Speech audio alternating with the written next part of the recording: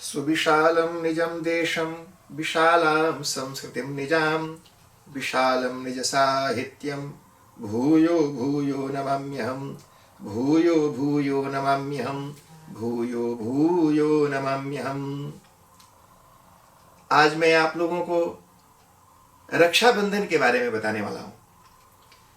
कई लोगों ने मुझे फ़ोन किया कि महाराज राखी कब बांधें, कौन बांधे, किसको बांधे।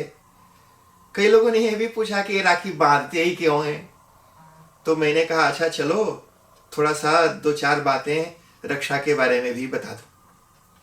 मुझे किसी ने फ़ोन किया और पूछा कि महाराज मैं अपने बॉयफ्रेंड को राखी बांध सकती हूँ कि नहीं।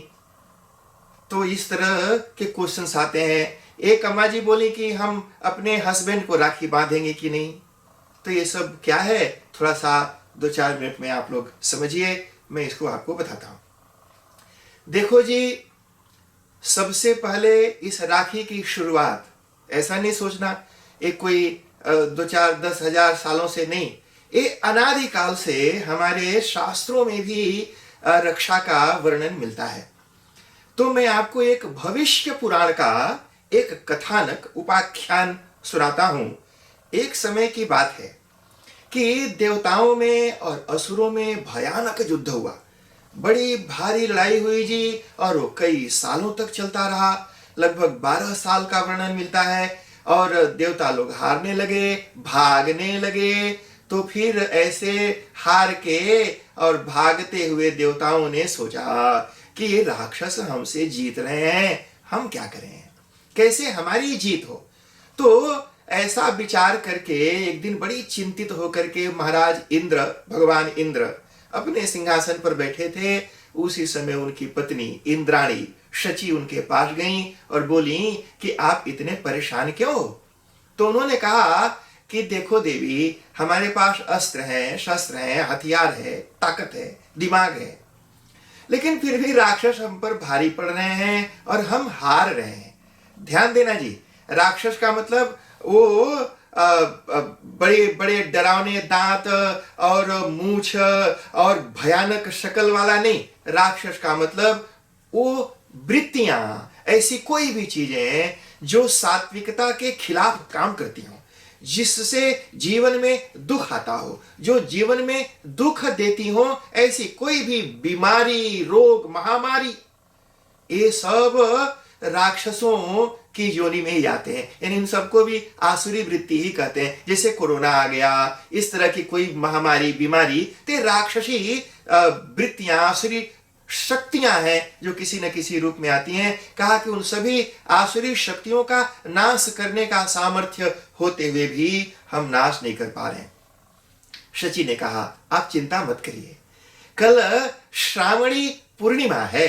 ये रक्षाबंधन का त्योहार श्रावण महीने के पूर्णिमा तिथि को हम सभी लोग रक्षाबंधन मनाते हैं।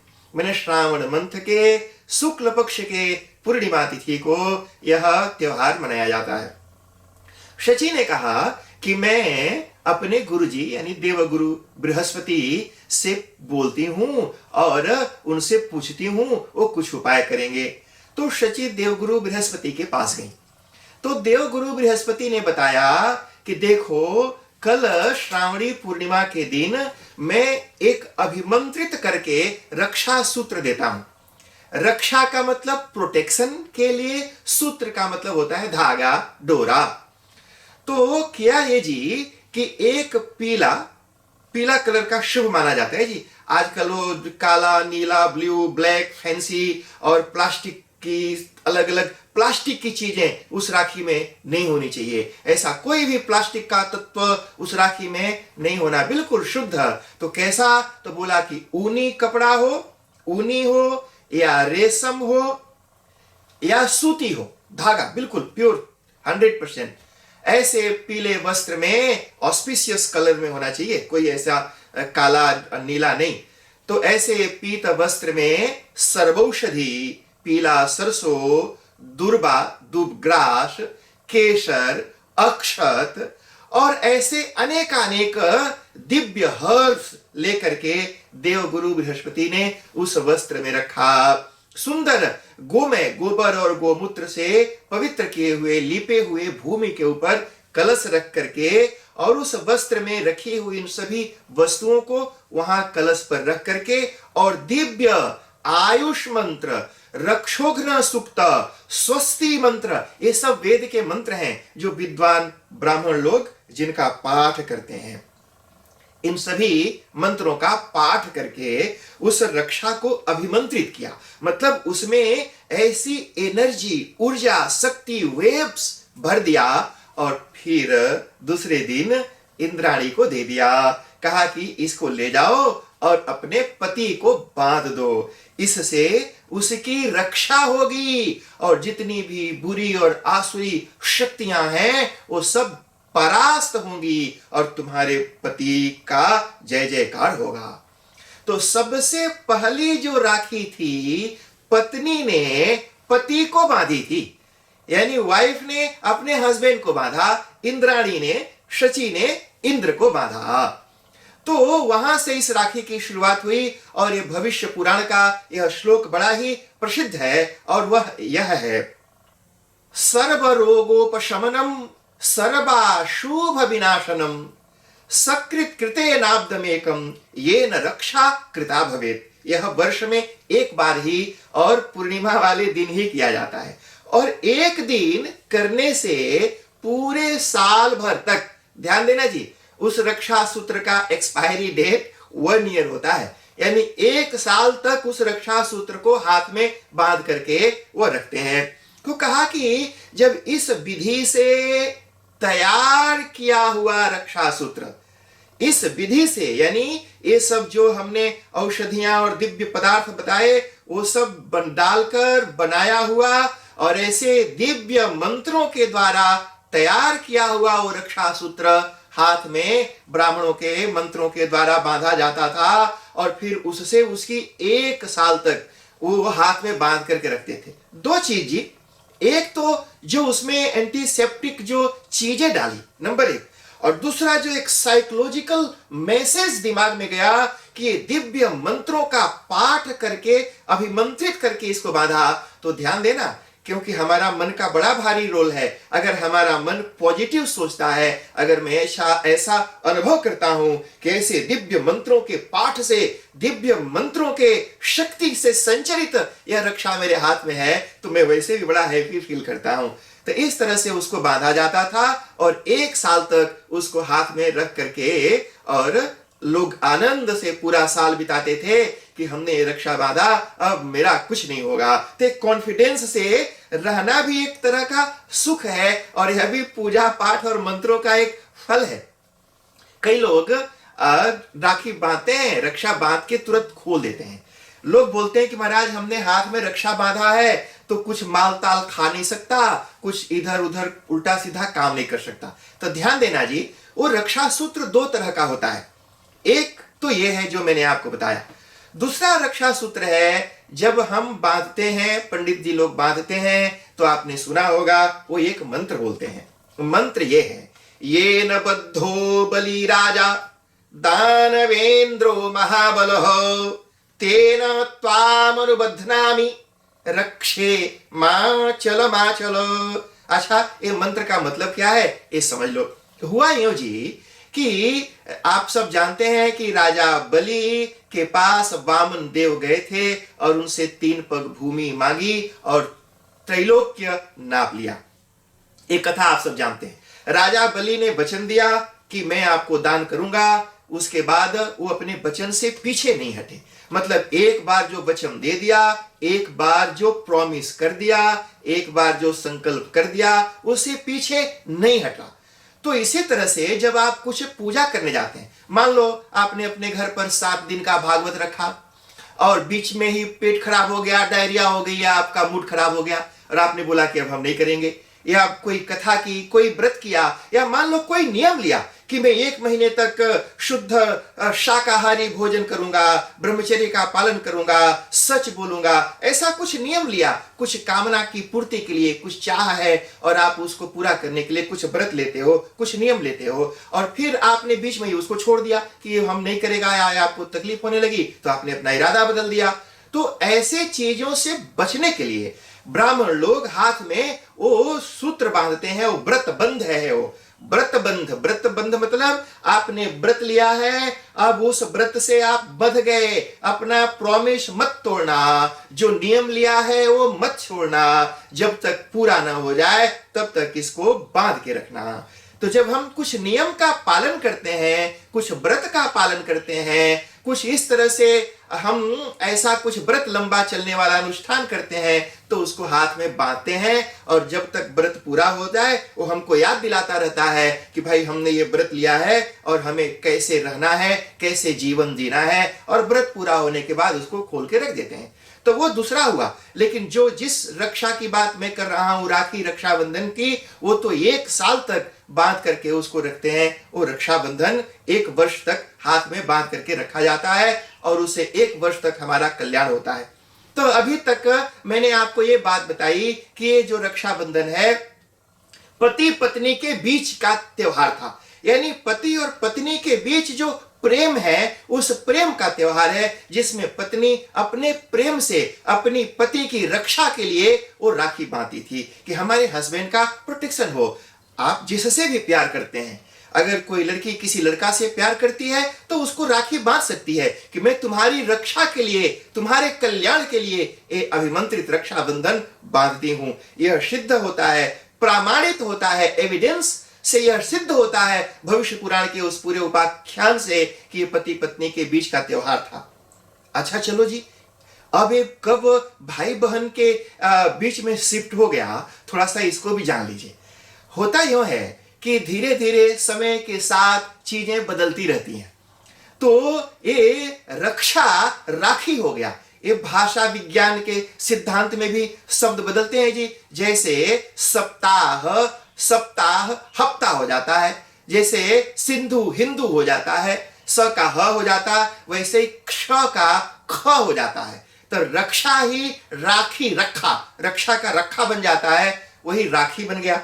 अच्छा चलो, बहुत समय के बाद, मतलब मिलियंस ऑफ ईयर्स के बाद, जब भारत में मुगलों ने अटैक किया, तो आप जानते हैं जी भारत में माताओं का, बहनों का, बेटियों का बड़ा उनकी प्रतिष्ठा और उनके सम्मान के साथ अच्छा नहीं हुआ।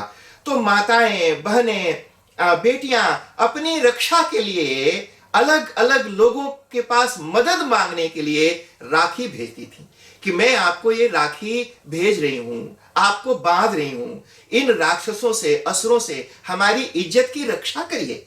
तो उन लोगों ने ऐसे अनेक दृष्टांत, अगर आप हमारे इंडियन हिस्ट्री से थोड़ा भी आपकी जान पहचान है तो आप हमारे भारत का इतिहास उठा करके पढ़िए, उसमें आपको ऐसे अनेकों उदाहरण हमारे इतिहासकारों ने लिखा है, जिसमें अनेक रानियां, राजकुमारियों ने रक्षा भेज करके और अलग अलग राज्य के राजाओं से मदद मांगी और उन्होंने उस राखी की लाज रख करके उनकी रक्षा भी की। और भी जी धीरे धीरे जब और भी भारत के ऊपर हमला, आक्रमण बढ़ा, तो माताओं ने अपने बेटों के हाथ में राखी बांधी, प्रेमिकाओं ने अपने प्रेमियों के हाथ में राखी बांधी, पत्नियों ने पतियों के हाथ में बांधी, बहनों ने भाइयों के हाथ में बांधी और बोला कि जा तू हमारी और हमारे देश की रक्षा कर, अपनी माँ की, बहन की, बेटी की और मातृभूमि की रक्षा कर। और तब से यह रक्षा बांधने का क्रम धीरे धीरे इसका स्वरूप बदलने लगा और कालांतर में लोगों के समझ में नहीं आया, या जो भी इसका कारण हो, सिर्फ भाई और बहन के बीच का यह त्योहार है ऐसा लोगों ने समझ लिया और ये भाई बहन के बीच में सिमट करके रह गया। जो इतना व्यापक, इतना विस्तृत, इतना महत्वपूर्ण यह समष्टि जो त्योहार है, जो पूरे ब्रह्मांड का जो त्योहार है, वो सिर्फ भाई बहन के बीच में सिमट गया। यह कालांतर, काल के प्रकोप या काल में धीरे धीरे बदलाव के साथ ऐसा हुआ। अच्छा जी, तो सिद्ध ये होता है कि वो रक्षाबंधन पति पत्नी से होते हुए और भाई बहन के बीच में आकर के रुक गया। लेकिन जो शास्त्र है, शास्त्रों में आपने देखा ही होगा कि मंत्रों के पाठ पूर्वक रक्षाबंधन बधाया जाता है। तो आप लोग भी अपने अपने पुरोहितों के पास जाकर के पहले से ही निवेदन करें और उनको बताएं, वो आपके लिए वो अभिमंत्रित करके मंत्रों का पाठ करके विधि विधान से बनाएंगे। आप उनके पास जाइए, उनसे रक्षा बंधवाइए, उनको कुछ दान दक्षिणा दीजिए। इससे आपके जीवन में, आपके हाथ में उस मंत्र और उस धागा दोनों का जो शक्ति का संचार, जो ऊर्जा का संचार जीवन में होगा, उससे निश्चित रूप से पूरा वर्ष शुभ और मंगलमय होगा। एक चीज और जी, लोग पूछते हैं कि महाराज राखी बांधने का मुहूर्त क्या है, कौन से मुहूर्त में राखी बांधे?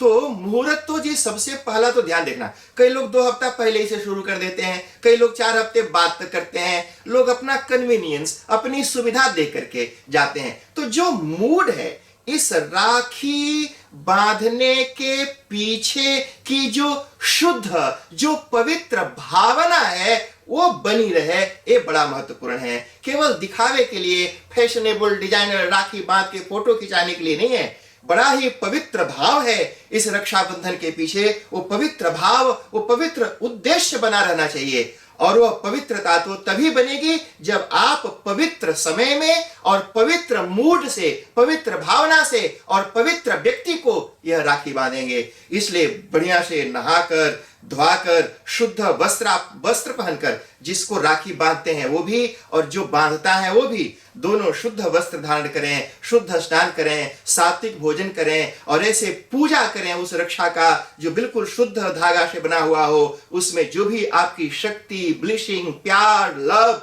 उसमें भरिए और फिर उसको भर करके वह भेंट स्वरूप, वह राखी जिसको भी बांधना है उसको बांधिए। तो मुहूर्त के बारे में तो ये बताया, पहली चीज की पूर्णिमा होनी चाहिए। दूसरी चीज बताया कि परांध व्यापिनी होनी चाहिए। अब ये क्या है ये बाद में समझना। एक चीज और मैं आपको यहां बताना चाहता हूं। लोग मुझसे अक्सर पूछा करते हैं, जब रक्षा बांधते हैं तो लोग पूछते हैं कि लड़की को राइट में बांधना चाहिए कि लेफ्ट में बांधना चाहिए, किस हाथ में बांधें, कैसे बांधें। और बीच में एक चीज और जान लेना जी कि रक्षा की जरूरत सिर्फ पुरुषों को तो है नहीं, स्त्रियों को भी है।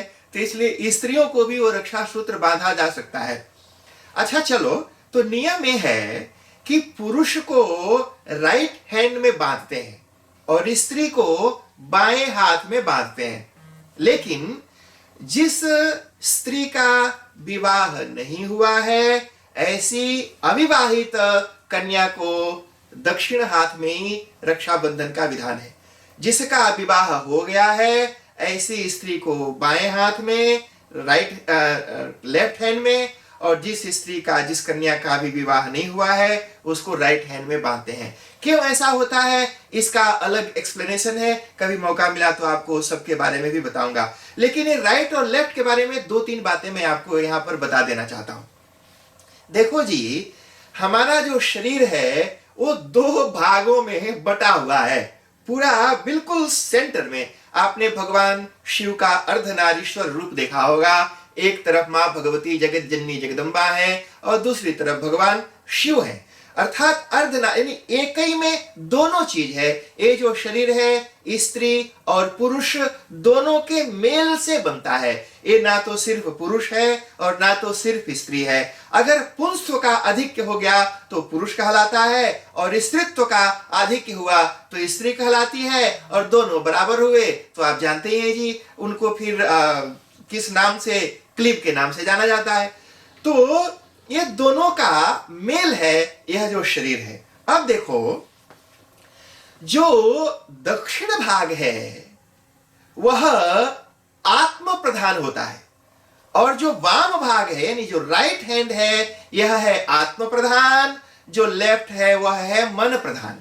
अर्थात राइट हैंड का जो है वो है सूर्य नाड़ी यानी सूर्य तत्व। आत्मा सूर्य का मतलब सूर्य का रिप्रेजेंटेटिव है, आत्मा के देवता भगवान सूर्य हैं। तो जो आत्मा दक्षिण राइट हैंड साइड जो है वो आत्म बल प्रधान है, आत्म तत्व प्रधान है, और ऐसा कहा जाता है कि वो सूर्य नाड़ी दक्षिण भाग में रहती है जो सूर्य देवता जिसको कंट्रोल करते हैं। और जो वाम भाग है वो मन तत्व है, यानी मन बाईं ओर रहता है और आत्मा दक्षिण ओर रहता है। राइट हैंड साइड में आत्मा, लेफ्ट हैंड साइड में मन। राइट हैंड साइड में सूर्य, लेफ्ट हैंड साइड में मून। चंद्रमा, राइट हैंड साइड में सूर्य नाड़ी और लेफ्ट हैंड साइड में चंद्र नाड़ी। तो इस तरह से अच्छा एक चीज और जी, वो ये है, ऐसा कहा जाता है कि पुरुष आत्मबल प्रधान होता है और स्त्री मनोतत्व प्रधान होती है। यानी स्त्री में मन प्रधान होती है, यानी मन ही उसको कंट्रोल करता है, मन ही उसको चलाता है, और पुरुष को आत्मा। तो पुरुष थोड़ा विवेक यानी आत्म तत्व प्रधान है, एक मन तत्व प्रधान है। इसलिए आत्म तत्व अगर प्रबल रहे, अच्छा रहे, तो पुरुष का जीवन अच्छा होगा, और अगर मन तत्व कंट्रोल में रहे, ठीक में रहे, तो स्त्री का अच्छा होगा। तो इसीलिए पुरुष के दक्षिण भाग में बांधते हैं, दक्षिण हाथ में बांधते हैं, और स्त्री के लेफ्ट हैंड में बांधते हैं। ये लेफ्ट और राइट का ये विधान है। एक चीज और बताई, कहा कि भद्रायाम द्वेन कर्तव्ये श्रावणी फाल्गुनी तथा श्रावणी नृपतिम हंति ग्रामम दहति फाल्गुनी। यह जो श्लोक है ये मुहूर्त चिंतामणि का है। तो इसमें यह बताया गया कि भद्रायाम द्वेन कर्तव्ये, भद्रा में ये दो कर्म नहीं किया जाना चाहिए, श्रावणी और फाल्गुनी। श्रावणी ब्राह्मणों का उपाकर्म है जी, वो भी ब्राह्मण लोग भी कुछ पूजा पाठ अनुष्ठान अपनी शुद्धि आदि के लिए करते हैं। तो वो श्रावणी ये दोनों भद्रा में नहीं करना, और भद्रा बचा करके जो पूर्णिमा तिथि और कोई अच्छा नक्षत्र हो, कोई अच्छा योग हो, तो फिर बातें क्या है। पर ये सारी चीजें तो बदलती रहती हैं जी। तो समय के पहले आप अपने विद्वान ब्राह्मण पुरोहित जानकार से मिलकर के उसकी जानकारी ले लें। अभी इस साल का जो रक्षाबंधन है आप सभी के लिए शुभ हो, आप सबके जीवन में खुशियां देने वाली हो, और आप इसको बढ़िया से सेलिब्रेट करें। भगवान आप सबका कल्याण करें, और जितनी भी आसुरी शक्तियां हैं, जो कोरोना आदि महामारियां हैं, इनसे वो रक्षा आप सबकी रक्षा करे। मैं इसी भगवान से प्रार्थना करता हूं। मंत्रार्थाः सफलाः सन्तु पूर्णाः सन्तु मनोरथाः। भगवान आप सबका मंगल करें। हरि ओम।